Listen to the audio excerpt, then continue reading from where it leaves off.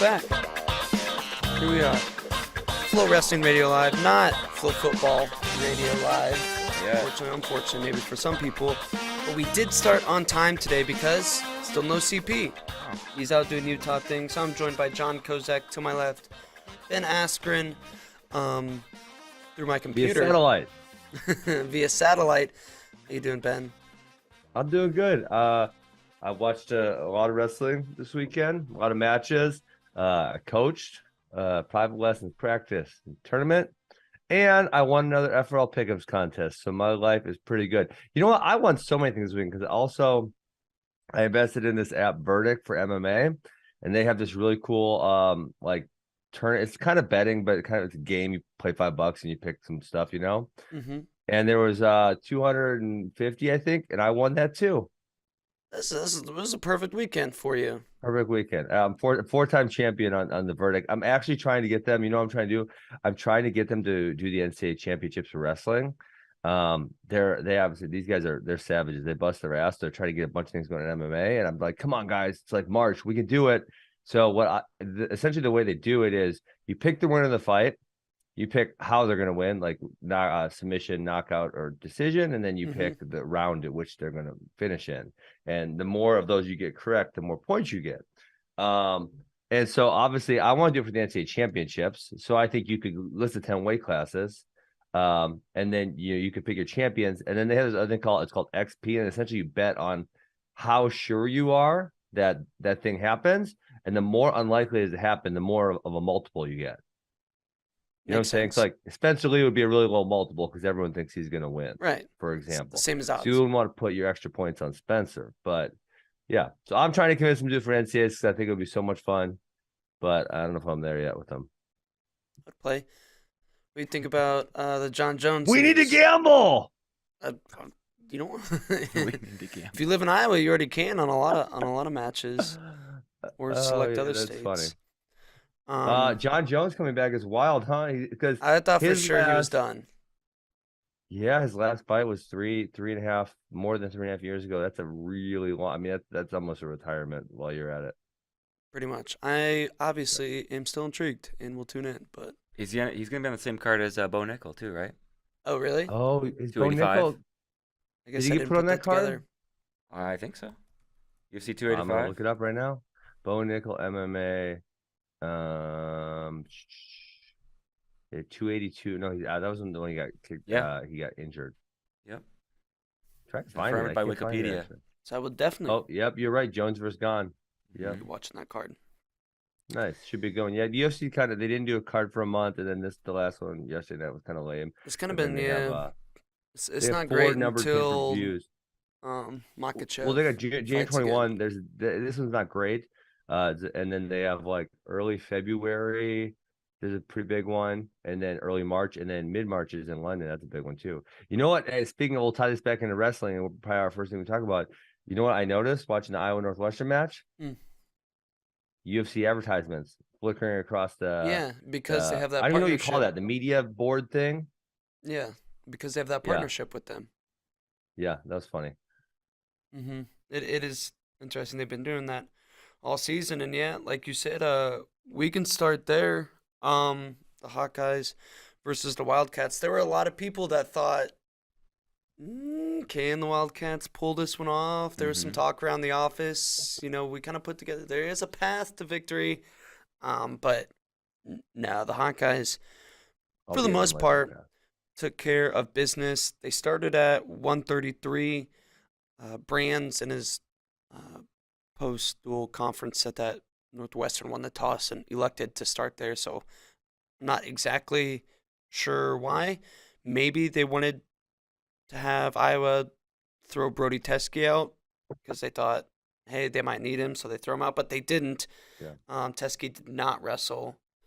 It was Shriver at 33. Kanan took care of business. And then Yaya finally, let's start 141. Realwood's Tech Falls. Yeah. His Tal guy. Shahar. Yeah, Tal But it was Shahar. interesting because he was up, what was it? 14-0 at now? the end of the first. 14-0 at the end of the first, and then he he kind didn't of get the like tech hung fall. out. And yes, he definitely kind of blew his load. He was tired for sure.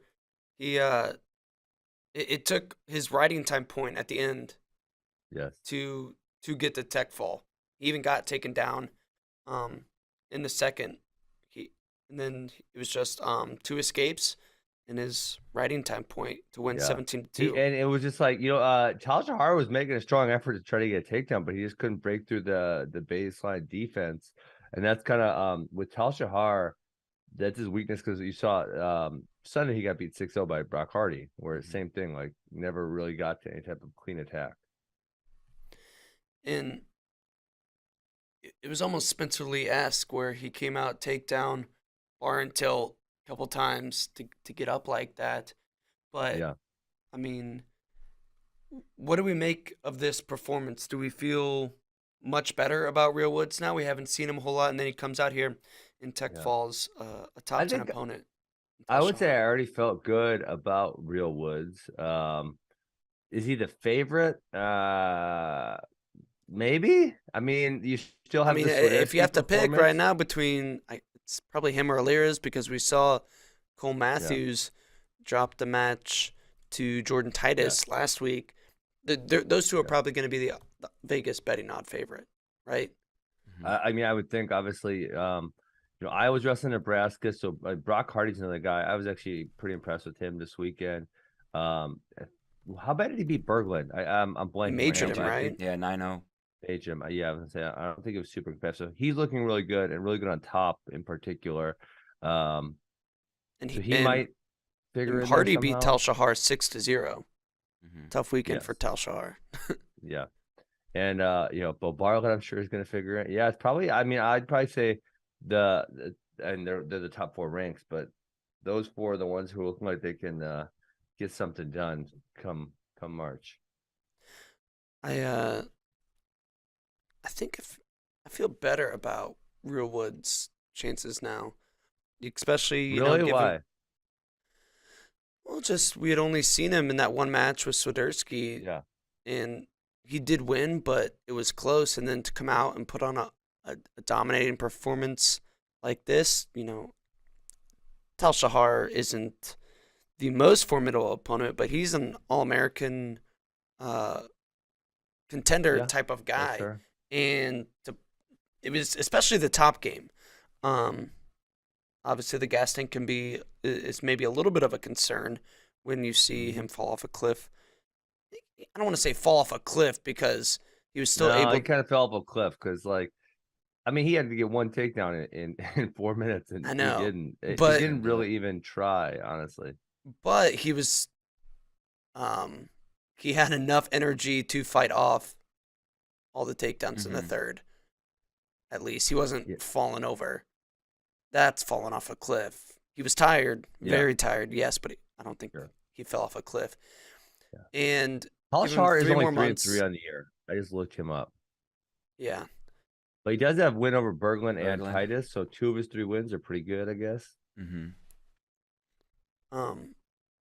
But give him 3 more months of training, conditioning, and he's going to be really good come March. And I think I'd still maybe put my money on Alirez right now, because Alirez looking really good. He's looking really good, especially from neutral.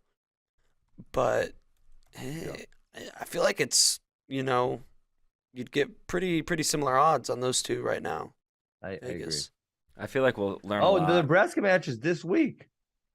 Yeah. Is it Friday? Yeah. Yeah, it's Friday. So they got Nebraska Friday and Wisconsin Sunday, which actually they got a nice little stretch, because they got Nebraska, Wisconsin, Penn State. Yeah, that's what I was gonna say. I feel like we'll learn a lot, obviously, the next 2 weeks against. Yes. And so then he'll have Bartlett. Yep. Too. Wow. Yes. Fun weekend. Oh yeah. For Iowa fans. Seriously. We'll be watch partying Friday too. Nice. Friday night, Nebraska looked really good in both their duels this weekend. So they beat Northwestern and they beat Minnesota, and they looked good in both those. Yeah, Nebraska's wrestling lights out. Liam Cronin. Liam Cronin, yeah, Mhm. he had himself a weekend. He beat Patrick McKee and then Barnett as well. Yes. Maybe get Wait. to those. Let's finish out this. Wait, no, hold on. Did you say Liam Cronin beat? No, he beat D'Agostino. D'Agostino, sorry. D'Agostino. Yes. I was just saying. Yeah. It was Jack Medley. I said Jack Shane Medley texted- beat. Shane. Yeah. Jane texted me a CP trying to party on us, and I said the Jack Medley ship has now been rescued off the bottom of the ocean. Still below Shane's water. like, I'm still on might, it. I think it might still be No. below water, just not at the bottom. He's at least the starter now. I think that's a good sign. Yes, that helps when you want to make it to conference or nationals. What if he takes top 5 and Shane just gets to party on all of us? Dude, then he earned awesome. that right. He earned it. Oh man! I'm just All right, envisioning Chris Bosh, the video of him pouring the champagne like all over himself after they won the finals. Mm-hmm. That would be Shane. Back all right, to let's keep going to this Iowa duel. Yep. Yaya Murin, that was the snooze fest. Murin still can't get to legs. Yaya actually got to his legs a few times before he got the eventual takedown. He looked pretty he good. finally got over the hump. Murin was Yeah. 3-0 against him. Murin Although is, it was the quickest takedown of all time. He had control for about no way. half a So I second. disagree. It was weird because Yaya didn't grab him, but he was in like that dominant position for a while because Murin like A rolled while? underneath. A while? 4 Really? seconds. I don't know. Oh, It was no, half a second. It was probably a second less. Half my butt. Watch it. Pull it up. Let's see if somebody tweeted. I'm gonna go rewatch, but it was close enough that Murin convinced Brands to throw the brick at the end. Yeah, it was weird how Yaya didn't like to your point. It was what made it seem strange was he was kind of like floating on him and didn't like lock him in. No, it was definitely a takedown. Yeah, that was strange. No, I want to get to the next match. Seabrick, he's a damn Iowa hero. I know, right? Chumbley, yeah, you know what I forgot about Chumbley because like I said, my guys wrestled him a whole bunch. Chumbley is not very dynamic offensively, and that's what we saw in this match. Is he can't really go get things, but he's very sound defensively, both kind of baseline, down block, go behinds, and then kind of scrambly. And we saw that on Sunday against Rob. So, but this does make me think Kobe Seabrick can compete with some of the better guys in this division, but he'll have Peyton Robb and then Model and then Levi Haynes the next 3 dates. So I think that'll give us a really good insight to where he's at. Yeah, I don't know. I'm still not sure if I'm sold on Seabrick. I think this was more just a Chumbley kind of maybe not being the guy we kind of thought he was at the beginning of the season. Yeah. Wait, you said Chumbley? Chumbley looked good last week at Midland. He looked good against Brayton Lee. He has some good wins this year, but like I said, one thing I guess I forgot, he's pretty tough to score on, and that makes all the matches close, or if the guy's attacking a lot. I believe he scored on reattacks against Brayton Lee, but when he has to generate his own offense, he does really struggle. Yeah. Yeah, and I think he probably will with pretty much everybody. Patrick Kennedy kind of struggled to get some points too. He only won 4-2. Yeah, I thought over that one was Max gonna be Mayfield. I would have lost if we didn't pick him on this one. Yeah, same. Mayfield would have covered by a couple points. And so he's gonna have Hamidi and Facundo coming up. Mhm. So that'll be lots of fun. Yeah, big weekend for him too. Cassiope versus Davison. It actually turned out to be kind of a fun match. Mhm. It felt like Davison was maybe going to win this one, and he almost did. A couple more That seconds, was he might have got the so takedown. Close to a takedown. At the I end. know. Very close. Yeah. If there's one more second on the clock, he gets the takedown. Yeah. Yeah. Cassiope kind of saved the Too bell, bad. but at the end of the day, Cassiope with a textbook single there in the third, sweep the leg finish to get it done. Davison also got in on his legs in the times, second, yeah. pretty good, and Cassiope, It's kind of close. was able to defend. Davison did cover though the line, and that's what for me. matters at the end of the day. Like I always say, good wrestlers win, great wrestlers cover. Oh, who's the other one who just barely covered this week? What was that? I'm gonna go back and look through our picks. Kaler barely covered. Kaler was at 5. It was 5, and the line was 5.5. Oh, the other Milner and Henson, and it went to overtime. Yeah. You guys got screwed on that one. Tremendous. Yeah. Yep. Hmm. We can just, I guess we can briefly talk about that match. Oh wait, well, you got to finish the Iowa duel. That's Okay. not be ADHD Okay. like Okay. me. And then it finished off The with Spencer Lee. Spencer Lee getting the pin. He's all the way back. Yeah. I don't know why D'Agostino went back underneath there. I can tell him that was not advisable to try to roll back underneath there. He gets decked. He also needs a little beard trim, I think. That beard with the cup looks a little awkward. Yeah. Definitely the most untamed beard in NCAA wrestling. Seriously. That's no joke. He's been doing it for a while though, but he's definitely put on a couple inches this season. It's also hilarious coming from a 125-pounder, like just this little man with this huge Forrest Gump beard. Yeah, I agree. So and then now Spencer's gonna have Cronin, who is hot, next. So that's gonna be that might be the match where we'll see if he can mow every single person this year. I mean, you gotta think it's likely. Is there Cronin was not very good. It's not even last like year. a question, or not everybody. Glory looked really good. I thought this weekend. Did look good. Yeah. He put it on Courtney, too, and to me that's the only one where there's still too much of a question. Will Spencer Lee go 100% bonus? You think so? Oh, no. I was just agreeing with you. That's the question. And Glory looked really good, especially back-to-back duels. And you interviewed him, right? And he was like pretty candid about his weight and what he let his weight get up to over Christmas. Yeah, he said he actually wasn't doing a whole lot of wrestling. The end of the semester, he was kind of focusing on finals. Apparently at Princeton, they got tough tests or something. And then he went home and he's like, next thing you know, you're weighing 145. Oh, jeez. And he's like, that can't happen. He said he actually got it down back pretty low, but it was on the flight to Midlands. He kind of broke and drank like 4 pounds of water. He was within 4 pounds, but then he was like 8 over, and it just wasn't coming off. And that's when he said, screw it, I'm going 133. And then he got talked back down to 125, which is what he'll be for the rest of the season. But that was the whole entering at 133 and then coming back out was him going, I'm going 133, and then within a day got convinced, and then obviously didn't want to weigh in the middle range. But yeah, he's back. It's good to see him back. He kind of put it on Courtney a little bit, and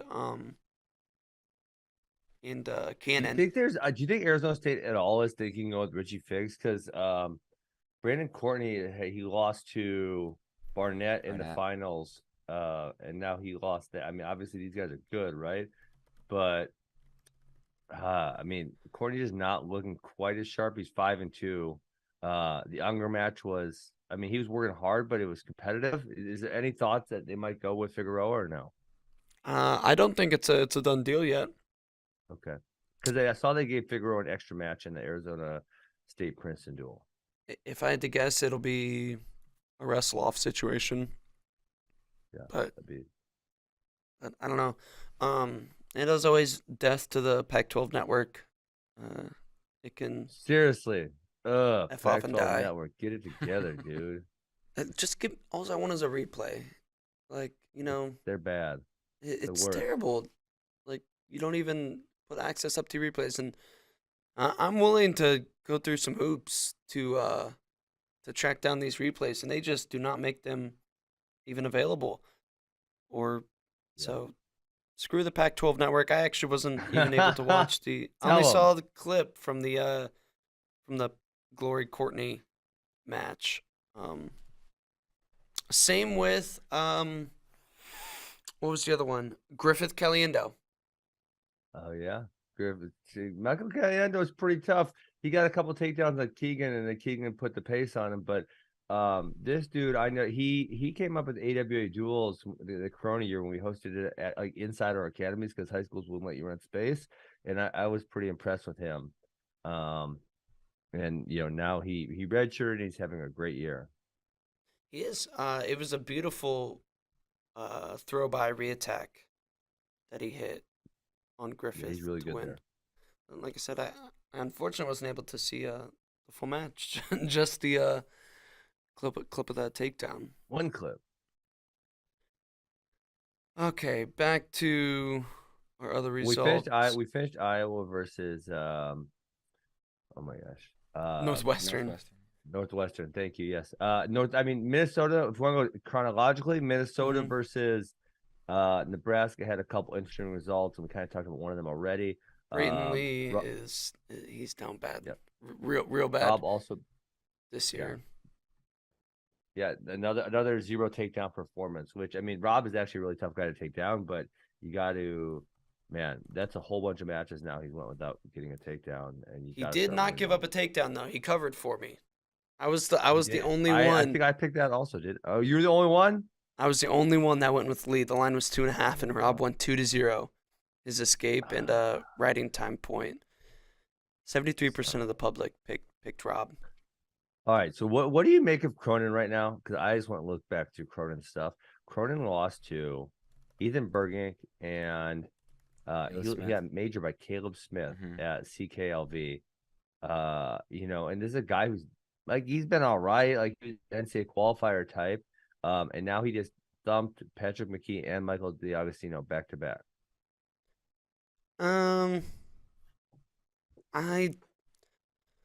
I don't think what's he in his like 7th year of college wrestling? I don't think he is a different guy. I think he had a good weekend. He did put it on D'Agostino. He looked very good. Patrick McKee has been hurt. I think maybe he got a little hurt. McKee was previously really good this year. Yeah. Yeah. The first period in that match, it seemed like he tweaked his knee pretty good. And the one that he's already got like taped up and has that big old brace on it. And he actually used the concussion protocol, I think, to avoid giving up injury time.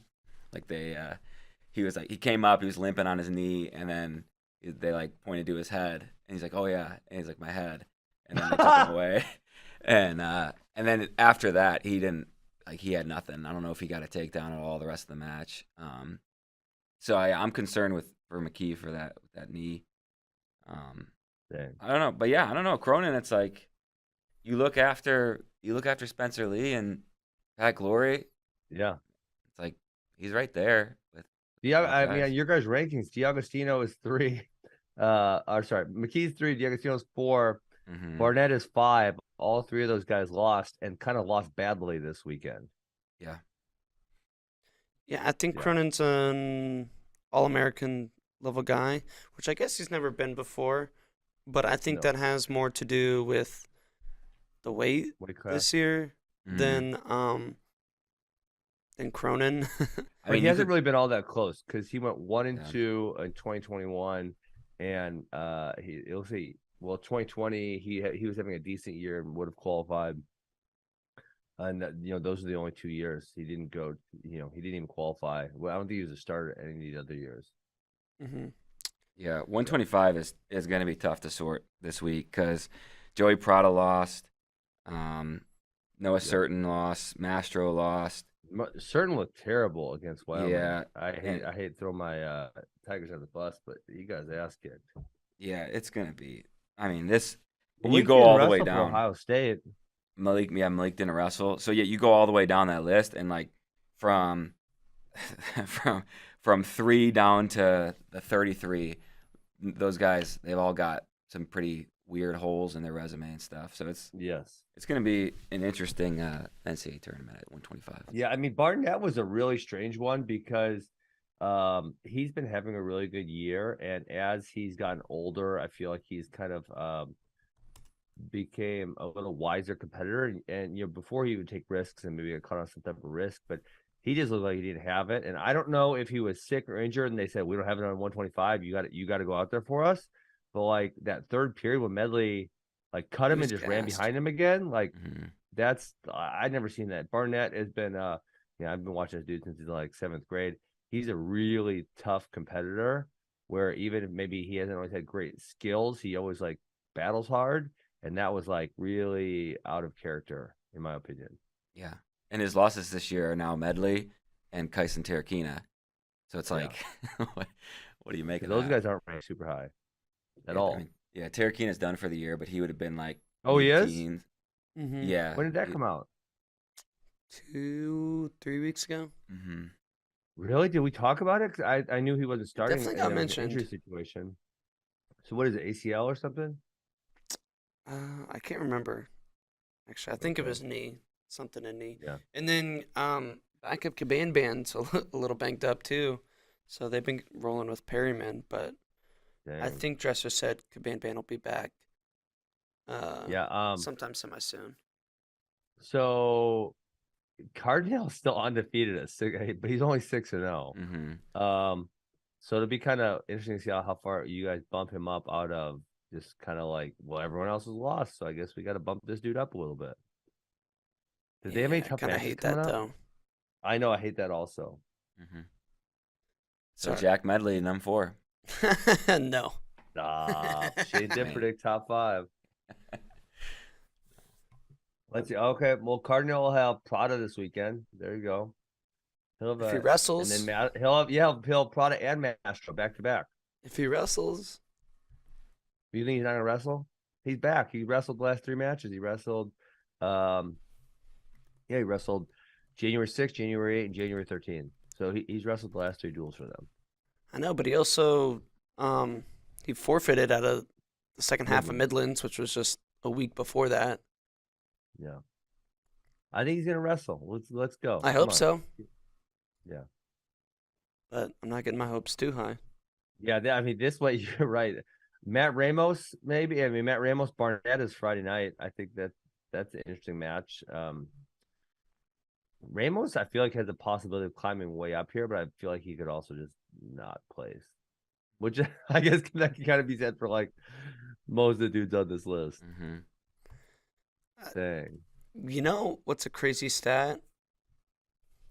What's that? Ursuline has not had an All-American.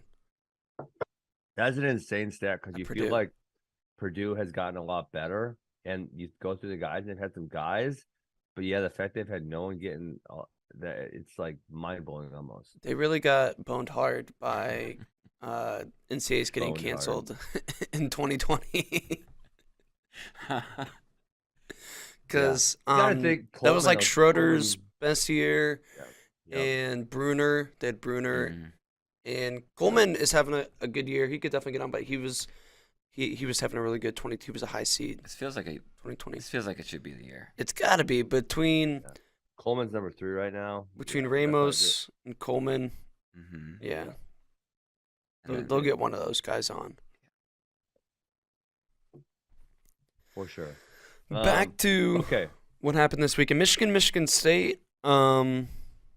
There was a couple interesting ones. Rayvon Foley majored Dylan Ragusin.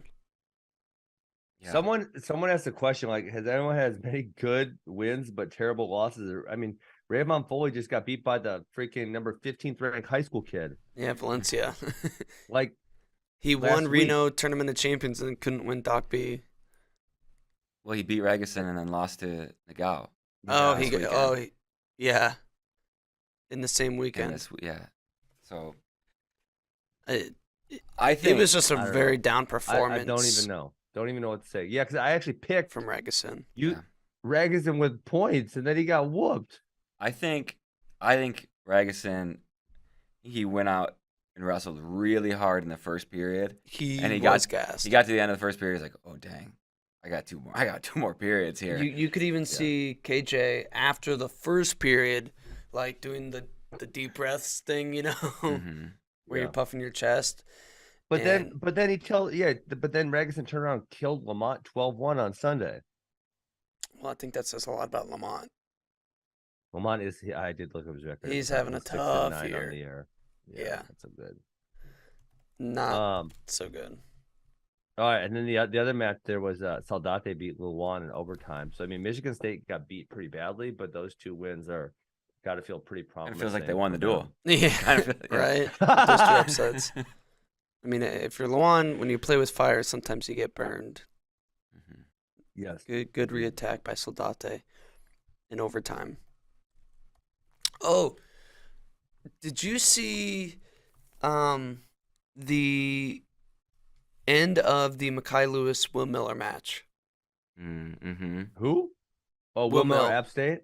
Yeah. Yes. I did not. So Mekhi won 6-5. I think that's on Twitter, that highlight. But Miller took him down to his back at the end of regulation, and there maybe should have been swipes. I don't know.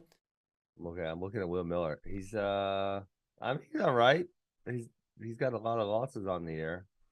Yeah, he's like a firm. He got majored by Sammy Starr out of Navy. Yeah, he's like an honorable mention guy right now, but he's tough. Like he's a tough guy.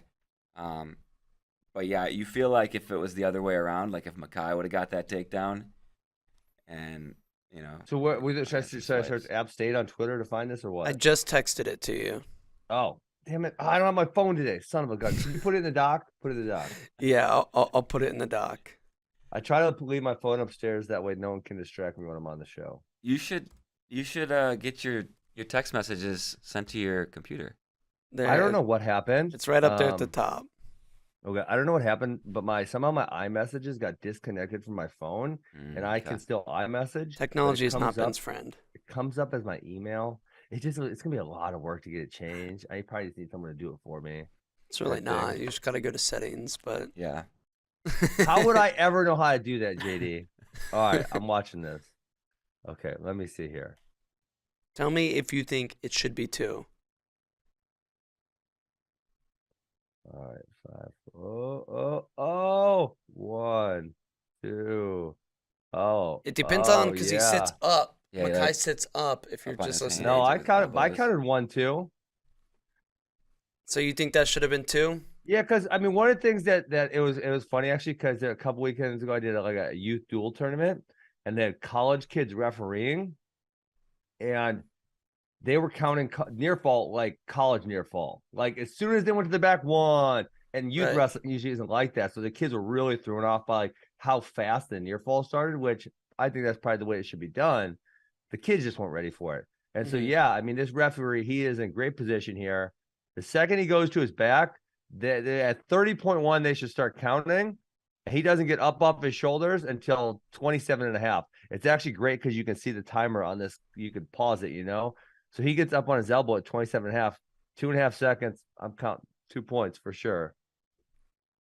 And that would have done it because there was basically no time left in regulation. And then Mekhi ended up getting the victory. Well, but this is one where I actually was just going over this position with a few kids. When you have that double leg and they start climbing up, if you hold the top leg, so it'd be Will Miller's left hand here, and then your right hand can either go to the arm, like the tricep, or the neck, right? You're going to kind of catch them on their back pretty flat. Mm-hmm. So Will Miller, you need to just transition that right arm, boom, go. You're here, you're tight, and then catch it here, reverse or here, half, with neck or tricep, and then you're gonna have them nice and flat. Dang, Will Miller, he does have a nice win over Clay Lout, who I think is really tough, but he's got some kind of not so great losses also. He lost to Gavin Sachs, who's not all that great. Yeah, interesting guy here, Will Miller. Also, Bryce Andoni did not wrestle in this duel, but he is back. He wrestled at the Purple Raider Open. Purple Raider Open, that one's hard. The Purple Raider Open for a couple matches. Brought to you by me. Okay. So I don't know exactly what that means when he'll be back to the starting lineup, but it bodes well for definitely for him wrestling. Well, this weekend is year. Virginia Tech, NC State, right? Oh yeah, so you feel like ACC. You feel like they want him back by this weekend, right? They'd need him to win the duel. It's got that'd be a big match, not a tough one to come back to. But I hope we see it. I hope we see it also. It wouldn't be the worst thing for him to redshirt, but I think they're gonna bring him back for NC State, and that's probably the right move for the team. Moving on, I think that was pretty much all of Friday. Sunday. What do we mention? I mean, I know we mentioned it in the lines, but we didn't really discuss Henson versus Milner. Another impressive win for Caleb Henson. I thought this guy was gonna be good, but I didn't think he was gonna be this good this fast. Yeah. I mean, he's right there in contention to All-American at Milner. You guys had at 7. And really, there's a kind of 49 is actually kind of deep in the amount of tough guys they have here, but he's right in that category where he could All-American for sure. Yeah, for sure. And we kind of said Milner, style-wise, is a very tough matchup for young guys because he's stingy, long, tough on top, and he passed that test. Yes. For sure. So good work, Caleb Henson. Good work, Caleb Henson, and gutted it out too. It was an overtime takedown too. So yeah, 49 he battled hard. I mean, he battled Yanni hard, kept it under the line. Screwed me last week. 49. There's going to be somebody really good or maybe a couple guys really good that don't All-American. Yeah, and agreed. Max Mirren is, what is he? 3-time round of 12. I called it. You guys flamed me when I called it. I said Max Mirren will not All-American this year, and you guys freaking tried to. I don't think I did. I think it was it was more Shane and Piles, I believe. Probably Shane because he loves Max Mirren so hard. But now I think it's looking more and more likely. The guy just hasn't developed anything new in years, and it's like okay, he's gonna be in all of these like barn burner matches, 3-2, 4-3, and it's like Pinheiro is looking good. Can he beat Caleb Henson? I'm not sure. He went to overtime with Zap. Like, can he beat Van Ness? It's gonna be close. I mean, tell me him and Van Ness is gonna have more than one takedown in that match. That ain't gonna happen. We should bet on that. I would win so much money on that. I would bet a lot of money. Only one takedown. That's it. That's going to happen in that match. Yeah, probably. I would say there's like a 70% chance of one takedown. Yeah, it's very high chance. One takedown, and that's it. One takedown or less, because you could have, I wouldn't even be shocked if it went no takedowns and went to double OT. Who was I watching in double OT? Which, who was it? It was kind of a good match. I totally blanked on this rule set. Or this maybe flaw in the rule set. Who the hell was it yesterday? So someone went to double OT. So they go 7-minute match, 2-minute overtime. They get to the ride outs. They ride out the first 30 seconds, and then they chose neutral. You know what I'm saying? And then they won on ride time. Because if it's still tied after that, you can win on ride time. That's kind of a flaw in the rule set a little bit, because then if you get the second choice, it's such an advantage. Because if you do have the ride out, you could just go neutral. Who the hell was it? It was someone. Was it Berglund or? Oh man, it was a really good. It was like kind of two high-ranked guys. I want to say it was a Big Ten match. So I watched Michigan and Wisconsin. It wasn't them. Damn it, who was it? I'm so mad. Someone in the chat, help me out here. Which match was that? Someone in the chat's got to know. Yeah, no one is helping me here. But back to Mirren, he came out and he lost to Pinheiro, but he had quite a few bonus point victories, and a lot of people were like, "New Max Mirren," or he's turned a page, and I went, "No offense to VMI, Sacred Heart, Buffalo, but he was just not wrestling a very high caliber wrestler yet, like a solid opponent." And we've seen that now that he is into the Big Ten schedule, he's back to same old Mirren. Yeah, I mean, when it was pretty weird when we looked at that. Oh, hey, I'm not gonna thank you, JD, because I'm gonna thank Larry H in the chat. Just showed me how to check my boxes on the iMessages. I thank you guys. You guys have not these guys You've been check doing the boxes. Pretty simple. Thank you, Larry H. Not thank you, JD. Jeez, making fun of me being a bully. Oh my gosh, I got distracted. What were we just talking about? Max Mirren. Max Mirren. Oh my goodness. Guy can't get he's got to be able to get a takedown, and there's no reliable takedowns for him in a lot of these matches. Zero. It's going to be a desire to reattack off in him versus Shane Van Ness.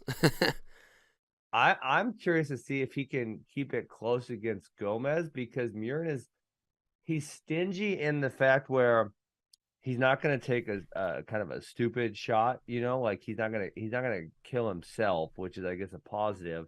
And he's he's been pretty disciplined about staying out of like over under positions, where obviously Gomez is really, really elite. So it'd be interesting to see if he can kind of just like hand fight and stay out of trouble against Gomez on Sunday and make it really, really competitive. Because they didn't wrestle last year. Yeah. I don't know. Gomez is wrestling so good this year. Did you watch his match yesterday? It was kind of wild. He got taken down twice. Oh yeah, wasn't it like 17-10? Yeah, and was the final? And it was almost the last takedown. He almost not that on Twitter. There's like a last mat return, not that one. On the last takedown for Lamer, it was a body lock, and he kind of almost took him to his back. Gomez has the like. I was thinking there should be a contest on most powerful bridges, like how much weight you can move on top of yourself. Some boys be bridging. Freaky strong bridge. Mako has a retarded strong bridge. I mean, like this guy is ridiculous with his bridge. It'd be interesting to see who's got the strongest one there. The best is when people are literally like able to get like their head off the mat, even. Oh yeah, because their neck is so strong. Yeah, I'm like, that doesn't even make sense. Yeah, for sure. In that Michigan-Wisconsin duel, yeah, that match was wild, but Michigan really rebounded well. They won pretty much every matches that were even slightly even Cole Matten upset Joey Zargo. Zargo is not having a good year at all. He was a lot better last year. I don't know if he's hurt or if Bono's just overtraining him or not teaching him any new skills, because you guys know how I feel about Chris Bono. But yeah, he's lost to Madden. He lost to Saul Irvin from Southern Illinois. Lost to Cornelis Rodesky. He hasn't really had a good win yet this year. Did you see Cornella lost to Malik Hines? I know. You know what? I was gonna bring that up because we were just like talking really highly about Cornella last week because he beat up on Tom Cook and Jesse Vasquez. But then we were referencing that with, okay, but he lost to Lachlan McNeil, and we're like, how does this freaking work? Because Cornella looks like a super all-star in some of these, and then. Now he loses to Malik Hines, who he's tough, but I don't think he's like in the NCAA qualifier range, is he? He has been before, but not this year. Yeah. He's really been struggling. He moved up to 141 this year, and he got off to a really rough start. He lost to Moshe Schwartz, Bo Bartlett, Cleveland Belton, D'Amelio, Ryan Jack. All tough guys. Danny Coles, though, is like outside. Yeah, but that was all within like the first month. So let me ask you this. Do you think there's a potential? Because sometimes when I see this inconsistent behavior out of someone like Cornella, to me that says their weight cut can be hard if they don't do it right. I don't know if you guys ever, had those guys on your college team where if they were really on point and they were disciplined with their weight that week and they made weight, it wasn't really an issue. But then some weeks they would blow up. And then they have to make weight, and they wrestle like dog crap because they didn't do it the right way. That's kind of one of the things maybe I'm thinking about Vince Cornella, because, man, Vasquez is tough. He looked so good. Crook is tough. He looked so good. And then, he loses to Malik Hines and Lachlan McNeil, who feels like kind of should be better than that. Could be weight cut related. Could just be freshman. I mean, he's not a true freshman, but yeah, positionally, it feels like he's like, okay, he's good on top. He's I don't want to say he's great on his feet, but he's not bad both offensively and defensively. And then usually he doesn't have issues on bottom. So, like sometimes when you see freshmen who are inconsistent, you check one of those boxes. Like I just talked about Chumley. Like he's good defensively, but really can't go get some offense. So somebody can take advantage of that one weakness. Yeah, that one weakness. But I don't really necessarily see that with Cornella. So that's why I was thinking the weight issue, maybe. I don't know. Maybe, yeah. I'm not sure. Either. So it's kind of up and down for him. Yeah. Mm-hmm. Another freshman who we see wrestle up and down, Brian Soldano. Did you watch this match with Caleb Romero? He's not up and down. I don't want to say I told you guys so, but I kind of told you guys so. But did you see this match? Yeah, him and Romero. Yeah, Romero. Yeah. It's like 5-1 in the third, and then Soldano tries to do Soldano things, but it was just not a good effort. He was so tired. Even in the first period, JD, you saw so he does that like that jiu-jitsu sweep where he goes overhook, underhook, and then he tries to go like butterfly guard, kick over. Well, in the beginning, people were like, okay, I'm just gonna try to squish him here because he's on his back, and then he actually is good at elevating. And you see in the first period, he tries it once or twice, and Romero just circles off. Yeah. And it's like, oh, okay, well, that's easy. Like, well, everyone's going to do that now. It's like, it's not actually a hard move to stop. It's just a hard move to stop when you didn't know it was coming. Yeah. And when you know it's coming, it's like so easy. I feel like Romero is like the perfect guy to beat Soldano and not get caught in those traps just because he's like big and strong and athletic. But I was watching this match thinking, man, Rutgers coaching staff, they should have just kept Soldano all year, just like hidden. Just hide, hide and then Big Ten's like, all right, now go do your stuff. Yeah. Trick these dudes. Go trick them. Because that thing is, everyone's gonna circle off that now. He goes to his back and goes over under. Everyone's just gonna circle towards the underhook, and he's screwed because there's not another way to get out of that. And best case he gets to his belly, but worst case he's giving up points there. And the other thing when you look at him, and this is young wrestlers take note here, if you have that tricky style. One positive here, I'll give him a positive. He wrestles freaking hard. Like when he's on bottom, he keeps coming up to his feet, up to his feet, up to his feet. When he's forward, when he's on his feet, he moves forward and pushes hard. But he can't really leg attack. Like there, and I know Romero's tough defensively, but he didn't really fire off any leg attacks while he was on his feet. I think it was the whole second period he was neutral and didn't really fire anything off at all. So yeah, he's really gonna have to make some serious changes, and that's probably gonna be too hard to do in the next 2 months. So he's going to be a guy who might get 1 or 2 upsets at Big Tens, but likely will not finish all that high at Big Tens or at Nationals.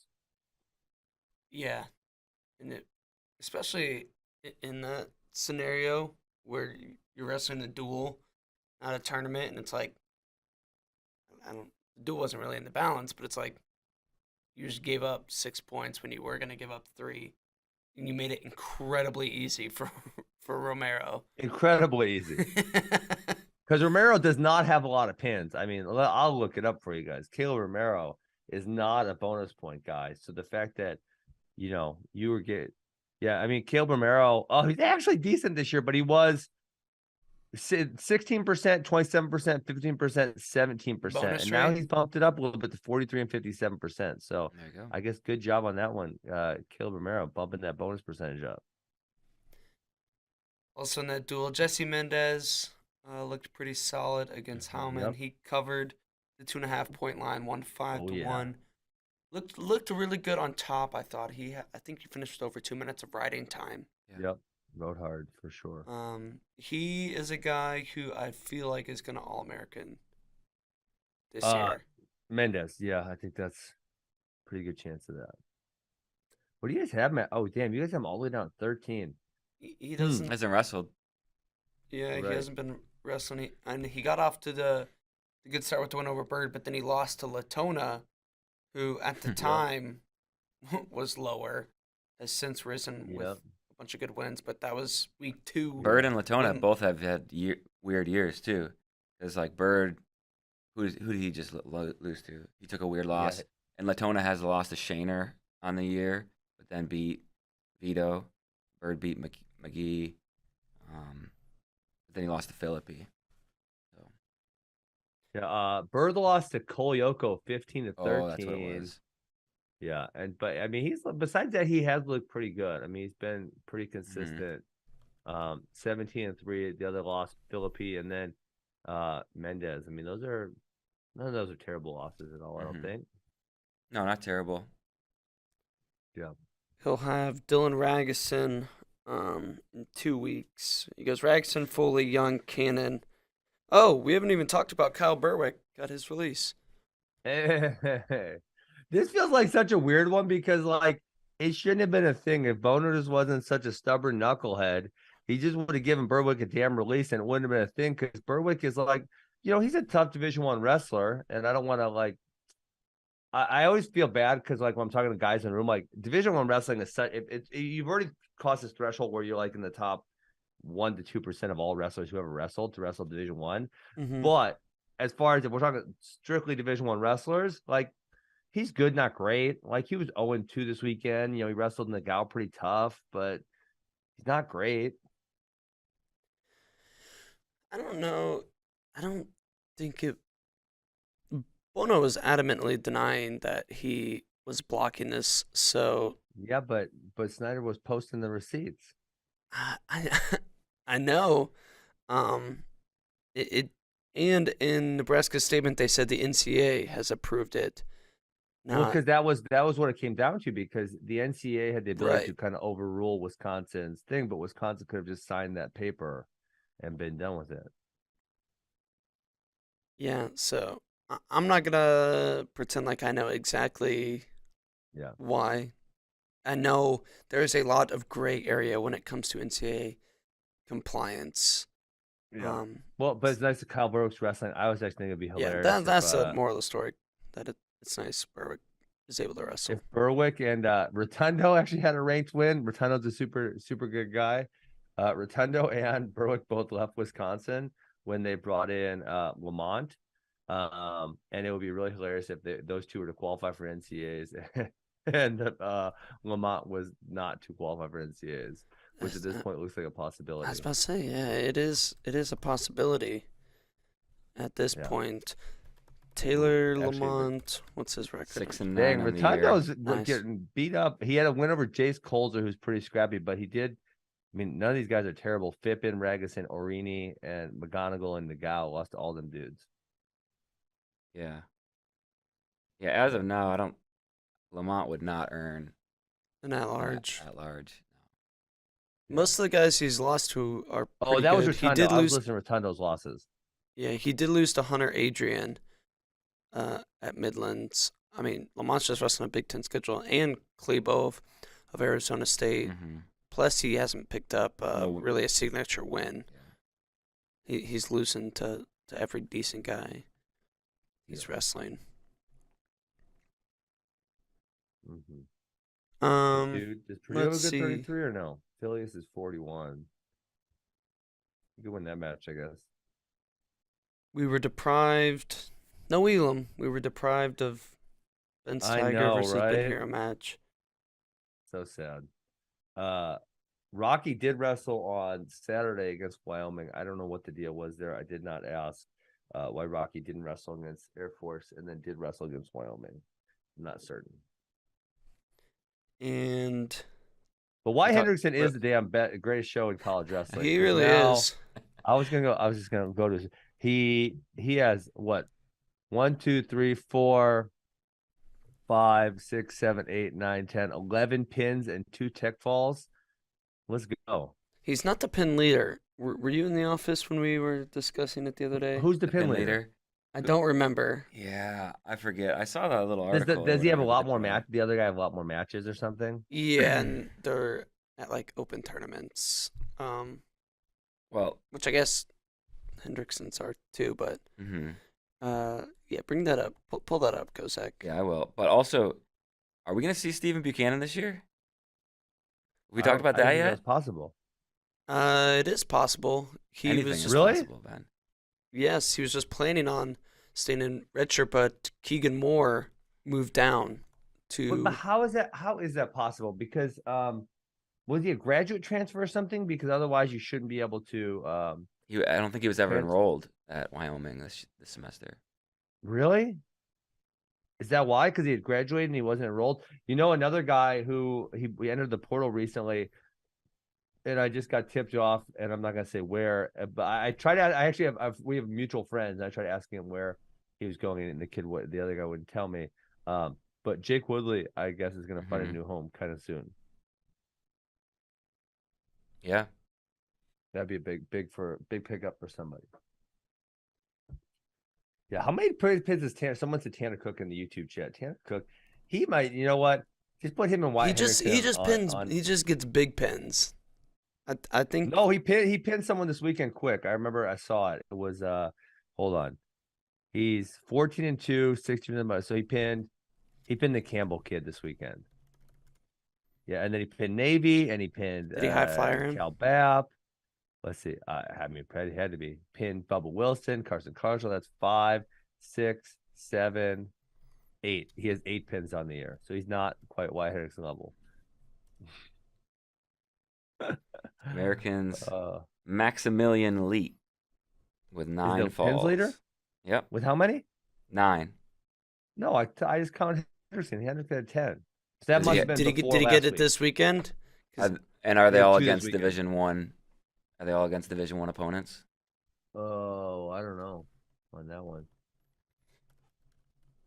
Yeah, they got to be in the same. That's what this was tracking. Yeah.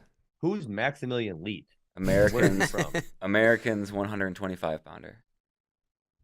Interesting. Okay. Go Max Leet. Go Max Leet. All of Hendrickson's are against Division 1 wrestlers. Boom. So he's gonna climb to the top of that leaderboard. Okay. Does the NCAA hand out a season pin award? I know they do. Yes, I believe they do. Well, the Win Magazine does the Chalice Award. Yes, the noted non-Ben Askren award. I only have 2 of those Chalice trophies. I almost got a third. Only you could have gotten a couple more falls in your career. I believe I'm the only one. Listen, Kale. I mean, Kale, you can tell me if I'm wrong, but I'm pretty sure that I'm the only one to have 2 of each: 2 Hodges and 2 Chalices. No one else does. Maybe they were all getting tech falls. Yeah, because they couldn't put their damn shoulders flat. If they would have been good enough to put their shoulders flat, they would have done that. David Taylor, you just tilted too much. Not my problem. All right. Well, I think we hit on most of the big results. Let's see. Well, no. Michigan and Wisconsin, you had 1 or 2 more that you missed. Cam Amin beat Hamidi. Yep, that's a big one. Hamidi, did you watch that match? I did watch that match. That last scramble was it was not good from Hamidi. I don't know what he was trying to. I mean, I think he was trying to limp arm, and then when that didn't work, maybe he was trying to Granby. But he failed on both accounts. I don't know. I mean, I kind of knew what he was trying to do. If you didn't see it, Hamidi shot a low single from front head, and then he got kind of extended, and Amin was running behind, and he tried to Granby, but it was a bad attempt, and then he kind of reached for the ankle to maybe try and leg pass or something, but that gave Amin the 5-3 win. Yeah. I was surprised Hamidi wasn't able to put up more points against Amin. I know Amin slows down pretty much everybody. Amin shut him down. Did they wrestle last year and Amin shut him down also, maybe? Let me look at this. I think Amin. They may have wrestled at, is it Big Tens or NCAAs? I feel like, yes, that's the case. Let me look. They wrestled at NCAAs. Yeah, he won 7-5. So I guess not quite a shutdown, but he did beat him. Yeah. They did not wrestle at Big Tens last year, nor in the dual season. So, hey, I didn't see this result. I just scrolled through the rest of the doc. Saldate beat Brayton Lee also. Yeah. Great weekend for Chase Saldate. Rough weekend for Brayton Lee. Yeah, it's tough. And another match, he wasn't even able to get a takedown. No takedown. And I don't know if it's an injury thing. Oof. Do you see what Brayton Lee's record on the year is? I almost don't want to say it so bad. It's like, what, 6-9 or 3-5 or something? 3-5. Yeah. Ouch. Yeah, tough. Yeah, I and he has almost hope it's four something losses physical and he can recover and get back to normal. But and one of I his don't know. wins is a forfeit, so he's really 2-5, and in 4 of those matches does not have a takedown. Yeah, he's struggling big time this year. It's odd to see. It's tough to see. Ouch. All right, let's get to some questions. From the real Avery Lynch, how many more years until there are over 100 D1 wrestling programs? There are currently 78 with 4 more on the way. Negative awesome how many years? Unless you include women's. No, don't. I mean, unless you shouldn't include women's. He's, I don't know, 20 years, a while. No, I mean, you think it'll never happen? You think it's really going to happen, or you think never? I don't think it's going to. I mean, that's a decent. You'd probably place your wager on that if you were going to gamble on this. Yeah, I mean, just look at the trends. There used to be more. No, but we have been going up for a little bit now, because I think we got as low as like 72 or 73, and now we've had like Presbyterian, Cal Baptist, Long Island. There's the one in North Carolina, Charlotte, that's being added. So we are on a small upward trajectory, and we have. I mean, I don't know if you guys remember the early 2000s. You might be too young, JD, but there was probably between 1 and 3 programs being dropped every single year. And so we are moving in the other direction. But yeah, I feel like it's going to take a while. Yeah. You wonder, I mean, I don't know. And there could be obviously a huge shift in college athletics where, something where basketball and football take up too much money, and they say like, work down with the other programs or something. Yeah. Yeah, there's that. I don't know if you guys talked about like that transformation committee recommendations and all that stuff, where there's like, we mentioned it, not holding like a minimum number of sports and all that type of thing. I don't think that's going to happen.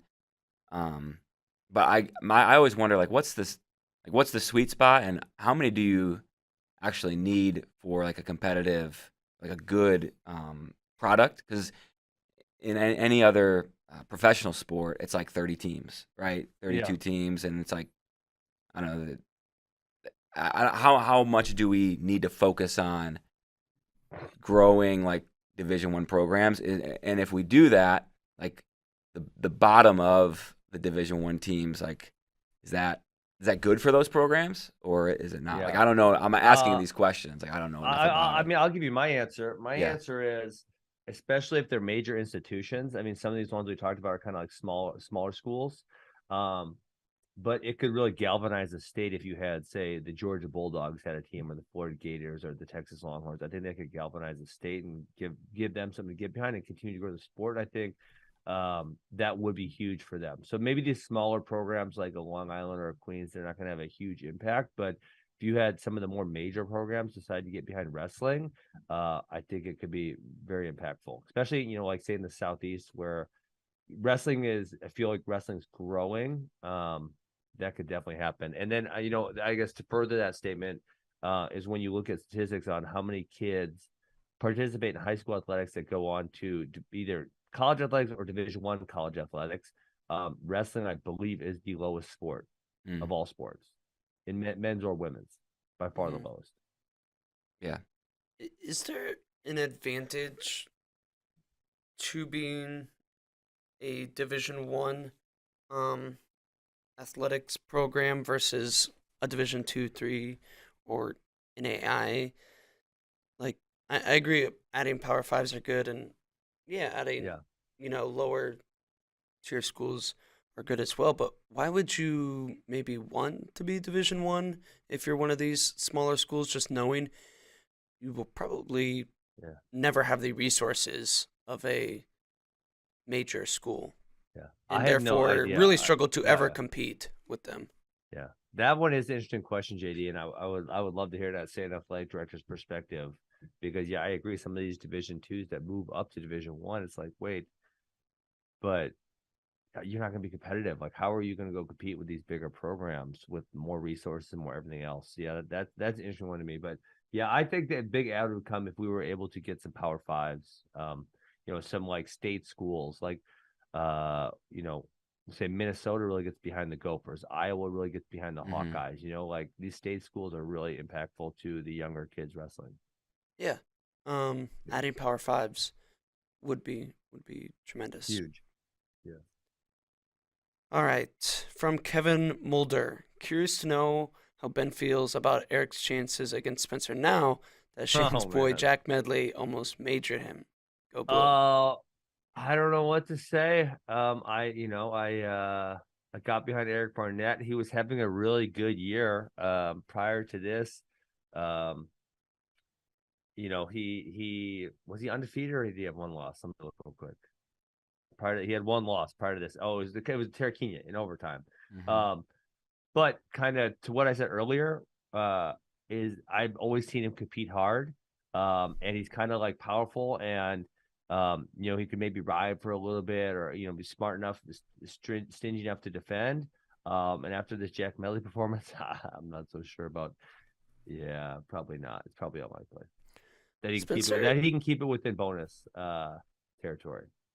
Spencer again, really fired up after his match, and it's not like this one was even, within the margins. Yeah, the margins, the duel or the match. We love the emotion. Isn't that what we all said last Monday? We love the emotion, and I think that says that he's really locked in. This year.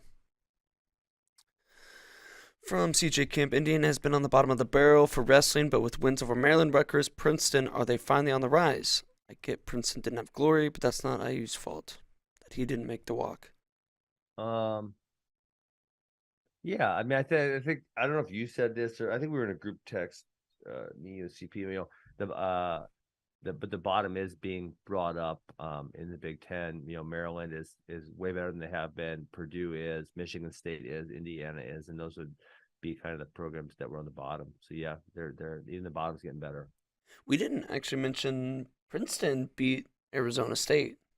Yeah, that was a weird duel though. Once you looked at the box score of it, because it wasn't like a whole lot of like major upsets or anything either, and it was just a couple days after Princeton kind of got stomped by Oregon State. Yeah. Yeah, Arizona State. Who didn't they have? Colton didn't wrestle. I want to look it up. Colton didn't wrestle, but there was someone else too. Norfleet. I don't know if what's going on with Norfleet. I don't know if he's coming back. We haven't seen him in forever. Yeah, he's wrestled this year, but it's been very sparse. Hold on. Dang it! Come on, they're doing all these. All right, here we go. I mean, Kale Valencia has not been good this year. So Monday got a pin, and against a guy I never heard of, Rene Fergoso. I don't know him. He's not the normal starter. Negron's the normal starter there. Montalvo has been not very good this year. I think he had one good win. He lost 97, no Norfleet. Heavyweight, no Colton Schultz. 25, Glory beats Courtney. Then McGee won, Vasquez won, Parco won. And then 57, they're just not very good either. So they lost that one. So yeah, the only upset was 84. Yeah, that's it. And obviously they didn't wrestle their best 97 heavyweight. Yeah, or best 65 also. So yeah, it kind of hurt. And then obviously they also had Ja'Cory T. hurt this year, the whole year. So Arizona State needs to get healthy. Yeah. Speaking of Arizona, from AZ Wrestling fan. At a catch weight of 130 pounds, giving RBY enough time off the scale to recover, who would win between him and Spencer Lee? Ooh, that is so much fun. Can we do it? Pretty please? They both wrestle Olympic trials in that is true. Next year. We will probably see it. Gotta assume RBY will go 57 kilos if he wrestles at the Olympic trials. I think I'd go Spencer. Spencer looks so freaking good. He looks good, yes. I know it's been said 100 times, but how does he do it? He does the same thing every match. He does his fireman's or his carry, and then just bar and tilt. But yeah, I mean, he's obviously so powerful. The other thing that he gets underrated, and actually I sparred with him all the way back in, maybe it was 17. I'm not sure, a long time ago, and just his feel for positions. He has a really great feel for where his body's at in space. And most high school kids are really bad of I can kind of lean one way and then they'll push back in and I'll roll through, or just I'll kind of off balance them, just moving my body, And he didn't really fall for anything. Had a great center of gravity, gets really low on certain things, so he can't be moved. So he really is good there too. From the real Avery Lynch, who's the best Mizzou wrestler of all time, Ben or Jaden, in Keegan's trajectory to get there? I mean, obviously Jaden has world level medals. If you include just college, it's probably you though. If you include just college, I think I have a very, very solid argument over Jaden. If you include other stuff, I don't really think I have a good argument at all. And yes, at this point, Keegan is young enough where he could surpass all of it. That would be great for you. That'd be great. Yeah, I'd love to see it happen. Dude, hey, RBY versus Spencer. That would be fun, though. Spencer, can you just do it? Like, I mean, you guys don't really want to win the duel that bad. Just bump up just for the sake of us seeing a great match, right? Hey, I bumped up against Roger Kish. I mean, we were trying to help the team win on that one, but that's not just for fun. But let's do it. Come on. He should bump up against Dayton because Iowa's going to beat Oklahoma State, no problem. He should bump up against Dayton. They'll need him his 6 points for Penn State. If Spencer bumps up and beats RBY, does that give him a better chance of winning the duel than if he stays at 25 and gets a pin? No, because they don't have a guy that can beat Penn State's 25. Oh, Ayala's red shirt. That would give them a better chance. Then yes, that would. All right, Kozak, you may be onto something. There you go. I like this idea. Shirt. Yeah. So funny. From Ethan Carson, is Oregon State's win over Princeton more impressive than Princeton's win over Arizona State if you look at the score? Well, we just did that. But Arizona State's win over Princeton, does it become more impressive? Not really. It was impressive because they looked really good against Princeton. Mm-hmm. Like we said, Princeton didn't really upset anybody at Arizona State, but Oregon State's a scrappy team. That's how I would describe them. Scrappy from top to bottom. They won all the wrestle tough toss-ups, and then Olguin almost beat Quincy. Yeah, that was got the takedown right at the end of regulation. Was he the one that got up? No, it wasn't him last week. It was almost had. Mateo, he was the one that had the almost big upset last weekend, right? He beat Dustin Plott. Mm-hmm. He beat Dustin Plott. Yes. So I mean, Oregon State, Pendleton's got these guys that they wrestle hard. They've had an insane schedule they compete. Too. Yeah. I was kind of talking to some of their guys about it, but they taper off a little bit with the Pac-12 schedule coming up. But they hit CKLV, they hit also collegiate duels where they hit Iowa State and Penn State. Yep. They had a couple other really they went big. To Oklahoma State. Oklahoma State. Oklahoma State came to them. Sorry. Yeah.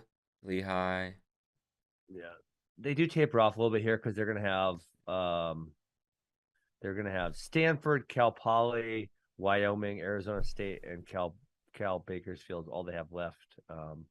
So only one duel. So we'll only do one duel per weekend. So it's kind of a little easier schedule. I should win. They should probably win the Pac-12s, right? At least the duels.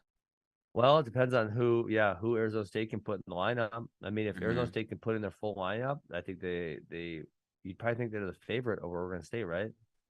Arizona State's definitely a better tournament team with Courtney and Schultz and having the high-end power there. Well, okay, if Arizona State wrestles all their starters, they are the favorites at Oregon State at 25. Courtney over Kaler, 33. McGee over Shaner, 41. I guess you'd say is a toss. They're the favorites at 49, which is Parco. 57. They're not very good there. Probably not. 65. No. 74. No. 84. No. 97 if they had Norfleet maybe, and then heavyweight. So yeah, maybe. Yeah, it's close. Oregon State maybe is favored there. That duel goes down February 5th, unfortunately, on Pac-12 networks. There's some heat there because I think Penley was an assistant coach there, and it just doesn't feel as that leaving was on the best of terms. And I don't know if those guys love each other. Yeah, so it'll be fun. It is in Corvallis. Oh yeah. The environment they had for the Oklahoma State match, was pretty great. They, I think they did some promotion or something, but they had a couple thousand fans there. Almost 7,000. Like 7. They said, almost 7,000. Those guys, man, they're workers. They're like, especially Josh Roden's he's funny. He's got so much energy, and then he's like 7,000. He goes next goal. And he rattled off the exact seating capacity of where they wrestle. Nice. Like that's what we're gonna try to get to. But those guys with Nate Angle and Josh Roden, Corey Crooks, those guys work hard. They're good staff. For sure. Last question. I think actually we already talked about Alirez versus Woods. Who wins? Who takes it all at 141? Yeah, those are the two favorites for sure.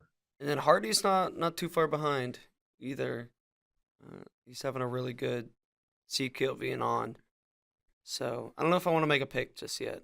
Maybe wait until after this Friday in the Alirez Hardy match. You got to pick now. Who do you lean towards right now?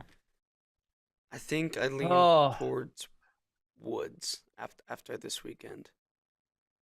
Although Alirez has looked lights out. Yeah, Alirez did look good. I mean, the one liability, though, I think of Alirez, you would say historically has been his bottom work. And with Woods looking that good on top, that makes it, I don't know. And I just like that we've seen Real Woods wrestle better than Alirez in the postseason up until this point in their career. Alirez has yet to make the podium. He is wrestling better than he ever has. He's 13-0 on the year, ranked number 1 for a reason. He beat the guy who beat Real Woods at NCAAs last year this season, but we've seen him have some not so great performances at NCAAs. Well, he's only had one NCAAs to wrestle at. That's true. So, how much you put in that? Yeah. All right, did we do the show, JD, or what? We did the show. Food for thought. 141. Going to be a lot of fun. So much fun. Got some really good duels coming up next couple weeks. It's going to be awesome. Yeah, dual season kicks ass. And on that note, I think we're out of here. Peace, guys. Here's the music. See you Wednesday. See you all Wednesday. Thank you for tuning in today. Thank you, Jon Kozak, for having me. For joining the show. I hope Shane Sparks shows up Wednesday and parties on us for the Jack Medley stuff. He has earned the right to party a little bit. One win's not gonna do too much. Hopefully Shane Sparks. I'm actually not sure. Still no CP on Wednesday. He'll still be doing Utah stuff. Mountains. When's he back? Thursday? He won't be on Thursday's show either. We gotta do picks. I'm running away with this damn thing. I'll make him text in some picks so he can lose to us again this week. Thanks everybody. See you Wednesday. See ya.